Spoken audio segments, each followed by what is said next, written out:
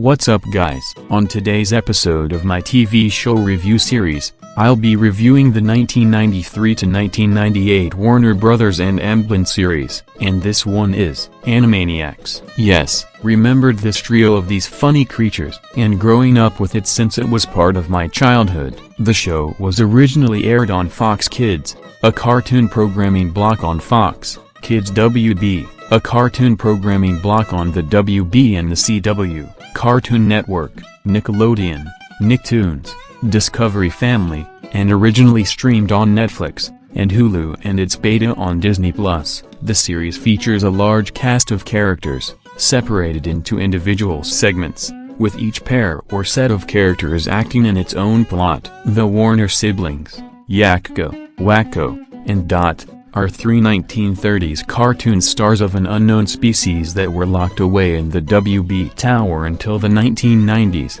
when they escaped. After their escape, they often interacted with other Warner Brothers studio workers, including Ralph the security guard, Dr. Otto Scratch and Sniff, the studio psychiatrist and his assistant. Hello Nurse. Pinky and the Brain are two genetically altered anthropomorphic laboratory mice who continuously plot and attempt to take over the world. Slappy Squirrel is an octogenarian anthropomorphic cartoon star who can easily outwit antagonists and uses her wiles to educate her nephew, Skippy Squirrel, about cartoon techniques. Additional principal characters included three anthropomorphic Italian-American pigeons known as the Good Feathers, Buttons and Minty, Chicken Boo, Flavio and Merita, the Hip Hippos, and Katie Kaboom. Exclusive to the first season, Rita and Runt, two strays that get into massive trouble and adventures, and Minerva Mink, a young attractive anthropomorphic mink, starred in their own segments, but they would still make occasional appearances in seasons 2-5. The writing for this show is amazing and is filled to the max with great and clever humor, gives the characters really lovable personalities, really captures the spirit and tone of other comedic Warner Brothers cartoons like the classic Looney Tunes shorts, and Spielberg and Ruegger's previous show Tiny Toons, and some of the concepts like the Warners being long-lost cartoon stars and Slappy being a retired cartoon star are pretty inventive and unique. There's even a bit of educational value with several of the cartoons being set in various time periods and the characters interacting with many historical and mythical figures, even if it is played up mostly for laughs. And the show's great writing results in tons of great episodes like Desanitized, Hooked on a Ceiling, Taming of the Screwy, When Rita Met Runt, Bumby's Mom, Meatballs or Consequences, The Flame, Chalkboard Bungle, Hercule Yakko, Home on Denial, Potty Emergency Sir Yaxalot, I Got Your Can,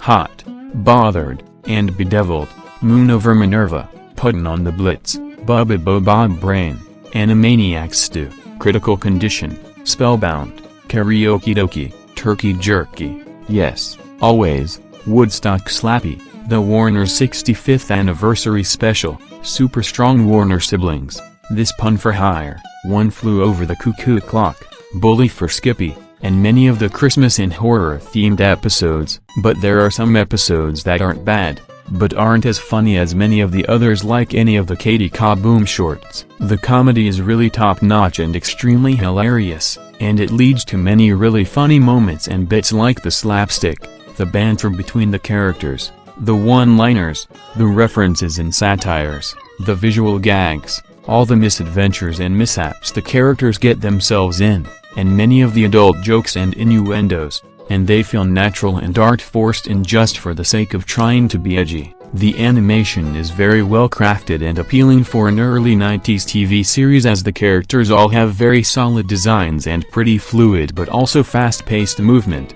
The backgrounds are nicely detailed and painted, and there are some great effects within the animation like the lighting. The characters are all incredibly likable, very funny, and all have solid chemistry, and for varying reasons. The Warner siblings, Yakko, Wacko, and Dot, are all incredibly funny and mischievous.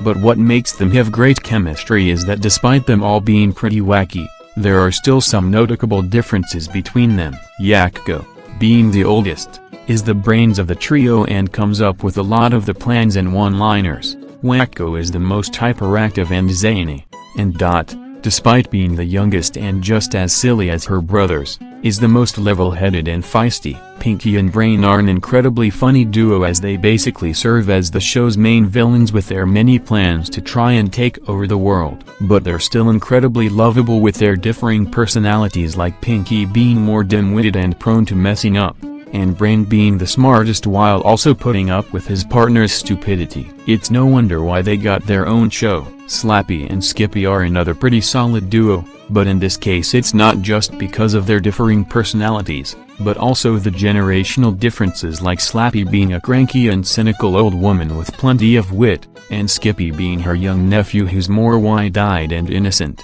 but also partakes in his aunt's schemes. But it's also shown that the two do love each other very much and would do anything for each other to make them happy. This is also where a lot of the heart of the show comes from, as their aunt-nephew relationship, while being played up for laughs, can also be incredibly heartwarming. The Warner Brothers studio staff are a good batch of characters, like Otto trying to keep his cool while dealing with the Warner shenanigans, Hello Nurse being a massive heartthrob but also has to deal with the Warners, Ralph T. Guard constantly chasing the Warners down but can be kinda ditzy himself, and Plots being all hot-tempered regarding the messes and destruction going on at the studio. Rita and Runt are another pretty likable duo as a pair of strays, with Rita being pretty snarky and Runt being a lovable doofus. The Good Feathers, Squid, Bobby, and Pesto, are also plenty of fun as they're a trio of smart Alec pigeons who work for the mob, but constantly end up beating the crap out of each other,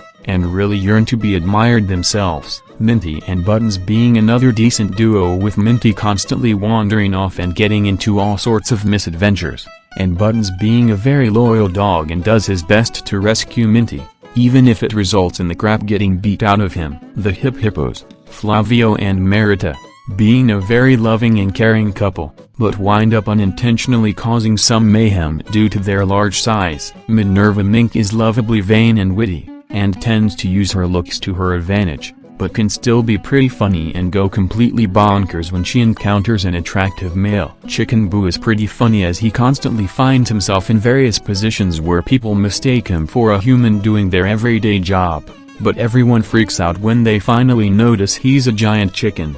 The series also features a cast of funny and cunning villains that the characters would encounter, but be constantly foiled by their foes, like Slappy's enemies Walter, Beanie, and Sid. Newt as he tries to capture Minerva but is constantly distracted by her attractiveness, and even some of the one-off villains like Death and Satan. But if there is one character that I would say doesn't grab my attention, that would be Katie Kaboom. She's not bad, but she's not really that funny. She's just a teenage girl who turns into a raging monster whenever she gets mad, and the reasons for which are just standard teen girl stuff with nothing really thrown in to make it interesting. The voice acting is really top-notch and leads to many solid performances like Rob Paulson as Yakko, Pinky, and Otto, Jess Harnell as Wakko, Trace McNeil as Dot, Hello Nurse, and Merita, Morris LaMarche as Brain and Squid, Sherry Stoner as Slappy, Nathan Ruegger as Skippy, Bernadette Peters as Rita,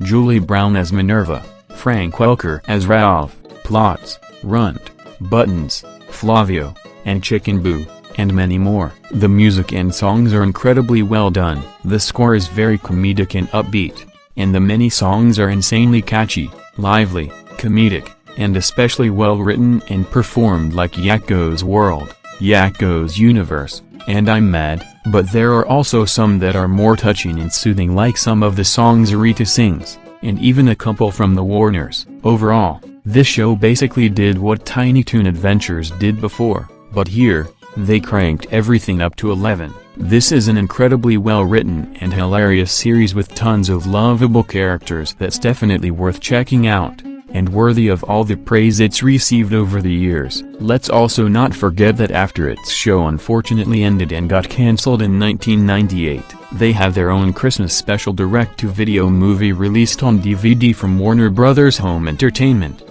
Warner Brothers Family Entertainment, Warner Brothers Animation, and Amblin Entertainment. Animaniacs, Wakko's Wish, which was released in 4 Days of Christmas in 1999. After the movie, the Animaniacs has decided to take a vacation, but then in 2018, Hulu announced at least 2 seasons and a third one to be produced by Hulu in conjunction with Amblin Entertainment and Warner Brothers Animation, with producer Steven Spielberg, songwriter Randy Ruegger, and many of the main voice actors returning, such as Rob Paulsen, Jess Harnell, Trace McNeil, Frank Welker, and Maurice LaMarche. It premiered on November 20, 2020, on Hulu, with a second season premiering on November 5, 2021. That reboot was much better than Teen Titans Go. That ruined the original Teen Titans. And so, for my final verdict for this show, I'm giving this show a 10 out of 10. Best show of the classic Warner Brothers animation from the 90s.